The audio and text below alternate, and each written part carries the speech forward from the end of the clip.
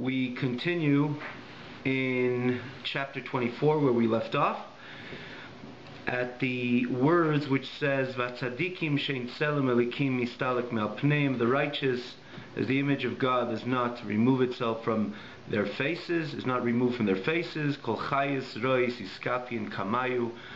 All the evil beasts, animals, stand in submission in front of them, subdue themselves in front of these tzaddikim, like it says in Zohar, Daniel beguvarais, like by Daniel in the lion's den.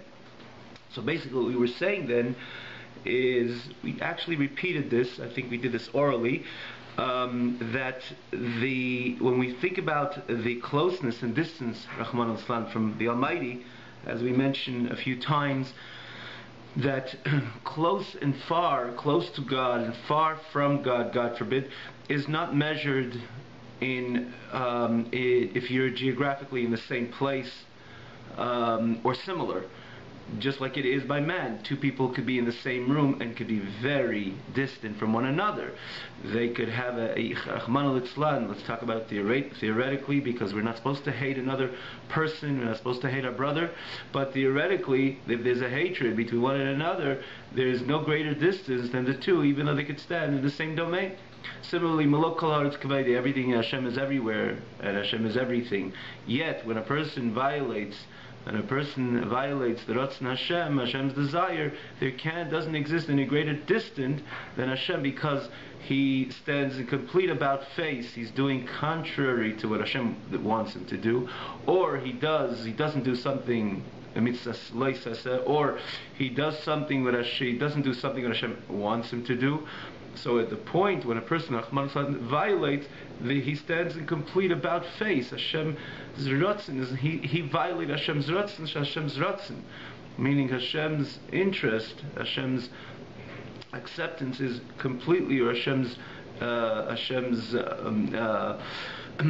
closeness or the attention, the focus of God is completely towards the other direction, based on the person's violation.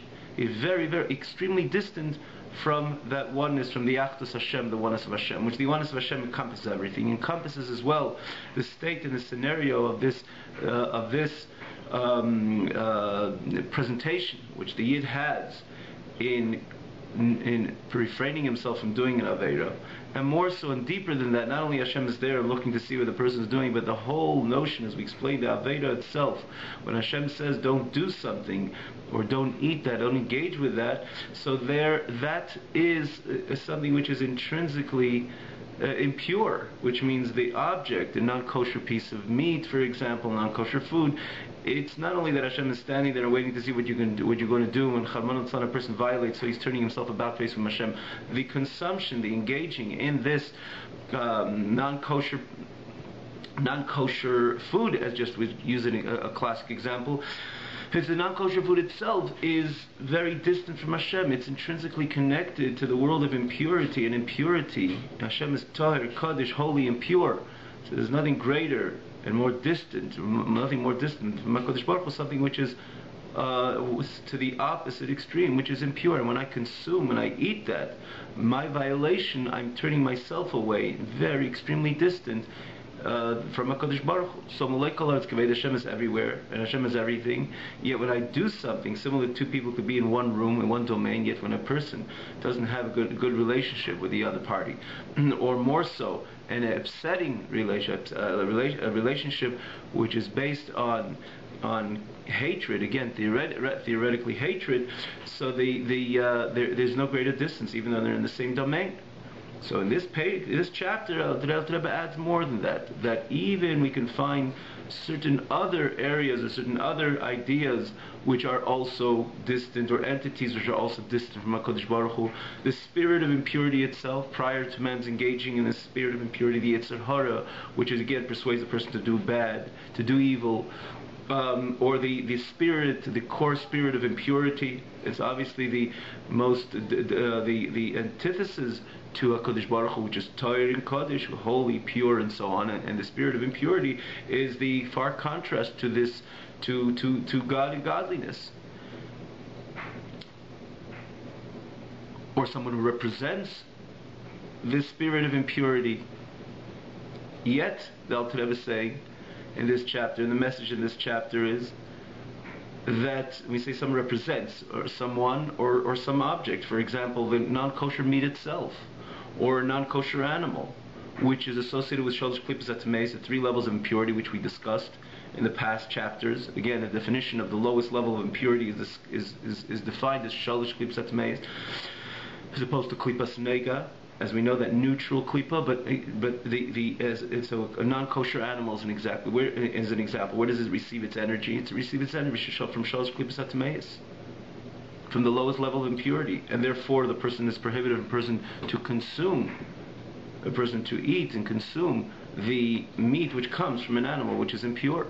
So you take the animal, or individuals who represent the spirit of impurity. As an example, Bilam, which was Bilam was he was a Navi, he was a prophet, but ultimately was a person which represented and lived his life, as the Gemara tells us, many cases lived his life and represented enormous, or was a vessel to, a container to, and again, consequently lived his life in a very impure fashion, because he was a container, he was connected to the world of impurity, despite being a Navi. Again, we're not going to go into that, how do you reconcile the two, but he was a great Navi, definitely a great Navi. But on the other hand, Bilam himself, so the Rebbe is comparing the actual Yid who violates, does the actual Aveda in comparison to the object which he does the sin with, which is also associated with impurity, with the 3 levels of Shalosh Klippos HaTameis, which, as we said, it refers to any object which Hashem says one is prohibited, klei kerem, orlo, maybe even a kosher, an apple tree. The first 3 years it receives its energy from the Shalosh Klippos HaTameis. So one would say that it's tantamount to the person who does the sin, because this is distant from Hashem, because it's associated with impurity. The person who violates HaKadosh Baruch Hu's Ratzon is also associated with impurity, so apparently they're similar. Comes the Alter Rebbe and says, no, the person who violates the Ratzon Hashem, Hashem's desire, he's much lower than the object with which he violates, which the object with he violates, he expresses his violation, transgression. And why so? Apparently they're both associated with the spirit of impurity. So Alter Rebbe says that the non-kosher animal, or even starting with Bilam, Alter Rebbe quotes a pasuk with Bilam, he even expressed himself that he doesn't do something which Hashem tells him not to do, or vice versa. Which means they ultimately acknowledge the oneness of Hashem. They don't even, for example, the Aharon, the spirit of evil, which sends its messages on a constant basis to the person to transgress the Ratzon Hashem, the desire of HaKadosh Baruch Hu. That's pretty evil. That's an expression that is a full expression of the spirit of impurity. It's impure, and it tries to persuade all of mankind to conduct themselves in a way which is contrary to their mandate. But yet the Alter Rebbe says this spirit of impurity which sends this message never overtly denies totally, or never totally denies overtly the oneness of Hashem.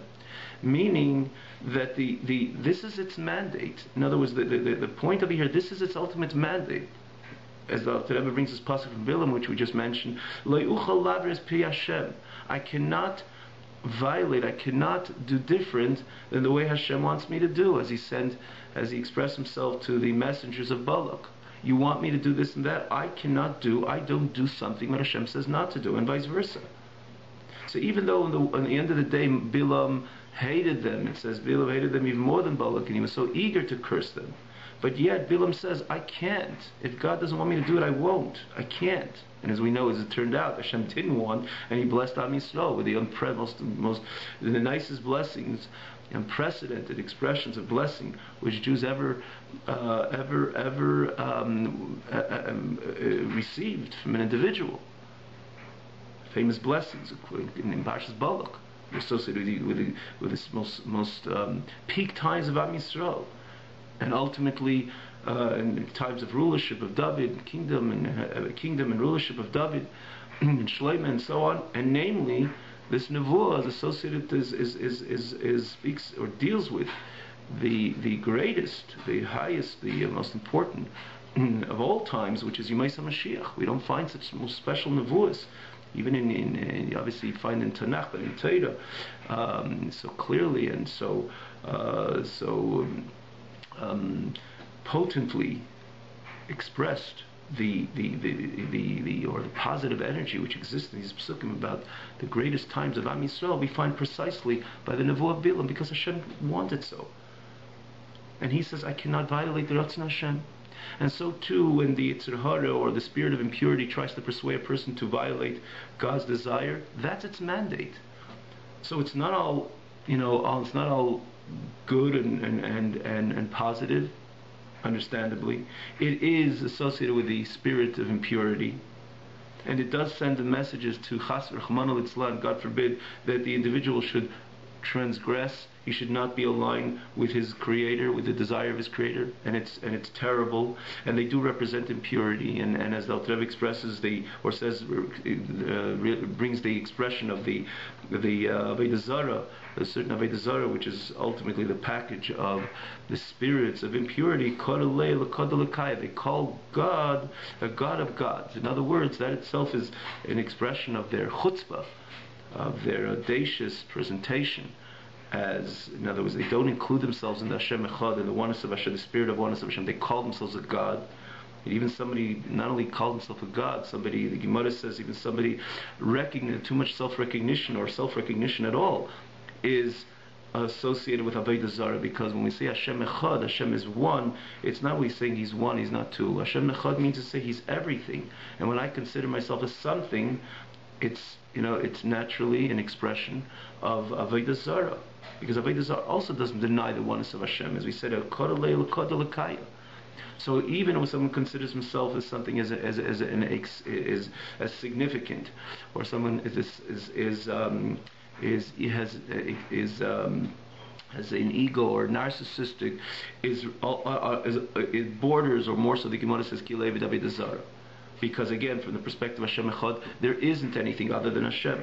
The spirit of impurity goes further. They call themselves a god. So obviously they're no good. There's nothing fluffy about them. This is nothing special. Quite on the contrary, they are the epitome and the core of impurity. The spirit of Avodah Zarah, the spirit of impurity, associated with Shalosh Klipos Atmeis. But yet they still recognize God. They call God the God of gods. So they still recognize God. And ultimately, they're doing their mandate. They're doing their mandate with a submission to Hashem, like Bilam, as the Gemara says about Bilam. He was everything opposite than bittul, submission to HaKadosh Baruch Hu. And so to the spirits of impurity, they're not the case. It's not a beautiful picture, a beautiful portrait. Despite they call Hashem God and they recognize the oneness and the reality of God, but yet, in the same token, whatever they're doing, they're ultimately doing with a mandate. Hashem decided, as much as Hashem abhors the spirit because it's so antithesis to His purity and His kedusha and His holiness and sanctity, but in the same token, Hashem put them into existence and told them, in order for the man should have freedom of choice, ultimately, naturally, from this perspective and point of view, Hashem wants them to be there. Doesn't appreciate them, but He wants them to be. There's kavanah, there's an intention they should be there in order that the man should have freedom of choice. So as much as they're associated with Shalosh Klipos Atmeis, they have a mandate, and they don't violate the mandate. As Bilam said, Le'yuchal laver es pi Hashem. I'm not going to do, and I don't do, contrary to the mouth of Hashem. What Hashem doesn't want me to do, I cannot do. And so as much as they're distant, there's, because of that recognition, and ultimately them doing their mandate, they're not with the maximum absolute distance from HaKadosh Baruch Hu. There's still subtly, there's still some type of connection. Or even if you think about the animal, there's the beast, which has a very beastly way of expressing itself in preying on other things, preying on other animals, and anything which doesn't seem to be aligned with the sensitivity of kedusha, of holiness and sanctity, and that's where the highest tmei is. An animal, the maximum with gore, and a sheep and any kosher animal, you don't see any of this character, because this is why you see that they're associated with only klipas nega, not shalosh klipas atmeis, as opposed to the chayis rois. They're called chayis rois because they express themselves in very evil ways. But again, you cannot say, and again, not aligned with the spirit of kedusha. But they might be not aligned with the spirit of kedusha, but they're not with the absolute extreme distant from kedusha. Why so? Because this is the way they were programmed. And if the lion acts in a certain way, or this animal acts in a certain way, they're not violating the desire of their master. This is the way their master programmed them. So again, it's not. You can't say, well, just they didn't do it in submission. They do it because they're mere nature, and their characters are definitely not only unrefined characters, which are very opposite than the characters of kedusha, characters which represent holiness and sanctity. But ultimately, they do not formally change their nature, their mandate. Mandate in this context meaning say this is the way Hashem programmed them, and that's the way they conduct themselves. As opposed to the Yid Rahman al-Islam who does the Aveira. By him, he has nothing of this latter point at all. Which means not only the Aveira, the engaging in the Aveira is associated with shalosh klipas atmeis, the lowest level of impurity. But man doesn't have the mandate to do that at all. And quite on the contrary, he has a mandate not to engage in that sin. He has a mandate not to do that sin. So by him, you're dealing about the levels of distance from the Achdus Hashem, from the oneness of Hashem, from God and godliness, is the far absolute extreme, or far extreme and the absolute distance, because this which he engages with is the shalosh klipas atmeis, the lowest level of impurity. And in the same token, he doesn't have a mandate to do so. And again, the opposite is so true. He has a mandate to refrain, to stay away from doing so. And he goes ahead and does so. So man, in the end of the day, when he expresses and when he violates any mitzvah, may it be a mitzvah say, a positive mitzvah, a mitzvah leises, maybe even a drabanan, as the Lashon of Rebbe, from that perspective and point of view, is Aveda Kala, even a lenient Aveda, which Torah itself classifies as Aveda Kala. And Torah itself says there's a classification between, or classifies, agrees to the classification of the Rabbanan and Deraisa. But from that perspective and point of view, when a person does something, when Hashem says not to do, so he's completely yanking himself away from the Achdus Hashem to the farthest extreme. Maybe any Aveda, any level of Aveda. But Hashem says, I don't want this to be performed. So Hashem removed himself. Hashem's ratzing, Hashem's echad, the echad of Hashem removed itself from that act, and I engage with that act. I'm the complete opposite, in the most extreme and absolute direction from absolute opposite direction from HaKadosh Baruch Hu, and most distant, absolute distance from HaKadosh Baruch Hu, Rahman al-Islam. Even greater, even lower than all the other animals, Chai, Behemoth, and Chai Yisrois. And therefore it says that for that matter, this is what the Alter Rebbe points out, that because this is programmed with the Behemoth, it's programmed to take prey on other animals. So therefore we find, and this is where basically we're holding, the tzaddikim, the righteous people, great righteous people, because the God, the image of God has never left them. So therefore they were always spared from the Chayis Rois. Again, the story of Daniel and the Gova Rois in the lion's den. As we know the story that the king made sure to starve these lions. A few days, I believe, the way the story went. They starved the lions, and then he lowered Daniel in there.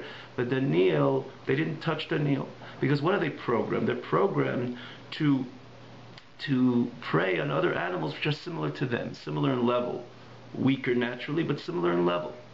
But man, they have no right. You see how they're programmed just to do what they do. Man stands a step higher because man was created in the image of God. So as long as man maintains that image of God, they have no right.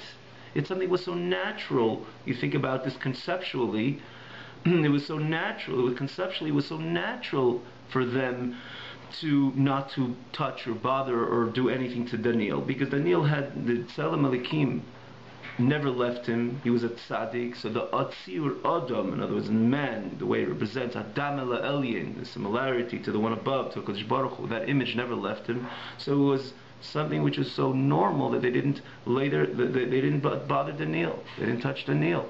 They didn't consume Daniel. Because this is their mandate. Their mandate is that Hashem programmed them that they pray in other animals, not in a Adam. The problem is when we do find that they can be that man that by the average person or someone who's not like Daniel, that we could use our imagination what it means lowering a man in a den of hungry lions, is just because man conducts himself animalistic. So there they have they see, they don't sense the tzir adam, they don't sense the tzelem elikim in this person's face, so they go ahead and they do what they're naturally programmed to do. Which again, the Rebbe brings a Arieh from this over here, that they are programmed to prey on other animals. And therefore we saw it evidently over the history. We mentioned, quote in the last class, the story with the Erachayim, that he didn't want to move with the caravan when it came close to Shabbos, and lions came in, and he was there himself with his shamish, with his servant. The lions came and protected him the entire Shabbos, and then they indicated to him that he should climb with the lion's back, and the lion ran with the Arieh back to the caravan.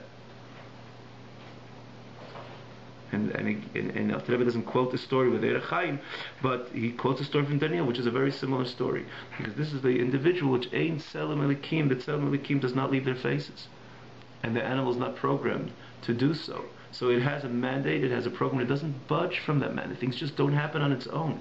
Everything has its particular mandate. And if its mandate is only behemoths or anything, again, in the animal world, it has the ability to prey. Man acts like an animal, or expresses on a constant basis animalistic desires and expressions and so on. Gives into all his animalistic temptations. So everything basically is about him. He looks like an animal, a human being, and he is a human being categorically. He talks like a human being, thinks like a human being, but nonetheless, his conduct may be animalistic. So then he's not spared from that right, so to say, with the way Hashem programmed the Chayis Reis to prey on the human being itself. God forbid. As opposed to Daniel Bukovares, again, so what Al Rebbe is getting at, that this is the way they were programmed. Man, as opposed to man, which has the mandate not to do the sin, and he goes ahead and violates Hashem's ratzon in distant. You're talking about Hashem's ratzon, which is where Hashem is, and where the person who violates, is no greater distance than that, even more than Chayis Reis. Again, which represents Shalosh Klipos HaTameis, the core spirit of impurity of Shalosh Klipos HaTameis, and everything which falls into that package. The man who sins is much distant and worse in the disconnection from HaKadosh Baruch Hu more than them. And that's what else we're going to read the text of the one who sins and the one who violates Hashem's ratz and Hashem's desire. And he says, even in a light aved, as we mentioned before, b'shas ma'isa. Again, for this very reason, as we explained in the last class, and then again we mentioned over here from that perspective, a point of view, it's irrelevant what type of sin. It's a chamor, it's a kal, and so or anything in between. The b'shas ma'isa, at the time of his violation, in other words, the Rebbe is going to allude to this later, that after the violation, how he repairs, then there is already the difference, or there is an easier way to repair an aveda which is classified and categorized by Tzedek as an aveda kalo, as a light aveda, as opposed to aveda chamura. And chamura there's so many different levels within avedas, but that's in the context of repairing. But b'shas ma'isa, when there is the actual sin itself, the engaging in the aveda, it's irrelevant what type of aveda it is, because there the ratzing, Hashem's desire, is removed. Hashem says, no, I don't want it. It's not aligned with what I want, which is ultimately me. So when someone sins, even aveda kal, b'shas ma'isa, at the moment of sinning, b'tachlis arichuk mikdush eliyena, he's with the ultimate, a maximum, an absolute distance from the supreme holiness, which is yichudi v'achdusi yisbarach, which is the oneness, the unity and oneness of HaKadosh Baruch Hu, Yoser mikol balachayim atmeim, more than all animals which are categorically impure, classified by Torah as Balachayim Tmeim, Shkatzim, Ramasim, anything, the world of the Shkatzim, this was creeps and so on, which are Tamei, Hamushpaim, and naturally their life and energy, the reason why they're Tamei, as we explained, elaborated in the earlier chapters, Vav and Zayin, that the reason why they're Tamei is because Mushpaim Sitra Achra, because they get their energy from the Sitra Achra, from this Klipa of Avodah Zarah, the Klipa of Avodah Zarah. In other words, from the Shalosh Klipas Atmeis, which represents the Sitra Achra. And again, we mentioned time and again the reason why it's called Sitra Achra. The other side is we don't even dignify it with a name, because it's just the antithesis to Kedusha. So that's Sitra Achra. And this is the Klipas of Avodah Zarah, which is again all synonymous with the Shalosh Klipas Atmeis. That's where they receive their energy, and that's why Hashem says, do not eat them, do not consume this animal. Because their energy comes from Shalosh Klipas Atmeis, and everything about them is Shalosh Klipas Atmeis, and which is synonymous with Sitra Achra, Klipas Avodah Zarah, which is again Avodah Zarah means separation, distant, considering something away or out of the emes of Hashem Echad. That's where they receive their energy. So they are indeed distant from HaKadosh Baruch Hu, but man who actually does this sin for all these above mentioned explanation, is even more distant than the Balachayas themselves, which are classified as Tamei, or any entity which is the spirit of Avodah Zarah itself, the spirit of impurity, and so anything represents it. Again, as we just elaborate.